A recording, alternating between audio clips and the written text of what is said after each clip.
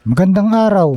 Matapos sabihin ni Martin na kaya umano niyang talunin si Casimero at Inoue at kaya umano niya ang suntok ng dalawa at wala daw paraan para matalo siya. Nag-post naman si Casimero at sinabi niya na pilit nilang pinapantayan pero never nila maihigitan sa Cuadro Alas. Bagamat di naglagay ng pangalan si Casimero, mukhang patama niya ito kay Carlos Martin. Bilang isang dating 3 Division World Champion, ipinapaalala lang ni Casimero ang kanyang naging legasiya at narating sa boxing na hindi basta-basta mapapantayan o mahihigitan ng mga bagitong boksingero na nagsasalita pa lang. Sa tingin niyo mga boss, tama kaya ang sinabi ni Carlos Martin na wala daw paraan para matalo siya kina Casimero at Inoue? Sa ngayon ay wala pang nakakatalo kay Martin. Mapapanatili niya kaya ang undefeated record niya maski makalaban niya sina Casimero at Inoue?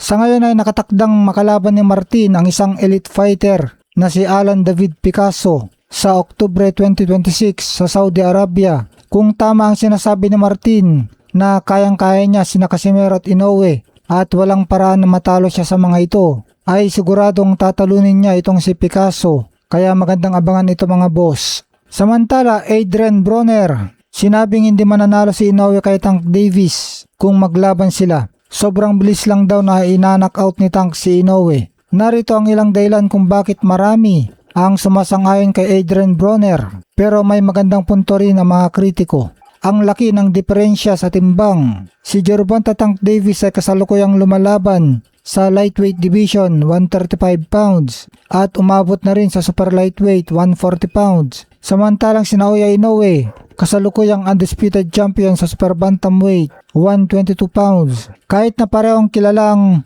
may one punch knockout power ang dalawa, ang 13 pound na gap ay napakalaki sa boxing.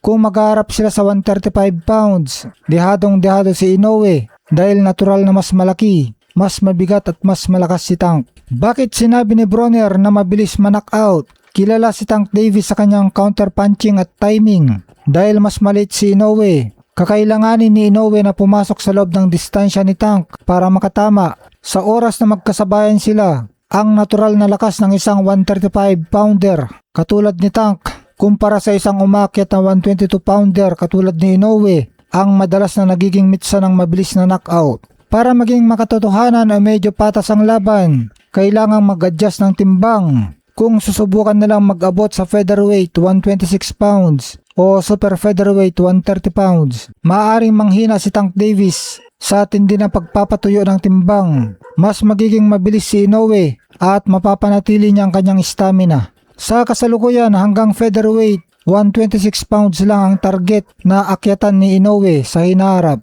Kaya mukhang mananatiling pangarap na laban o fantasy fight na lang muna ito para sa mga boxing fans. Sino sa tingin mo ang may mas magandang boxing skills kung sakaling magkapareho sila ng timbang?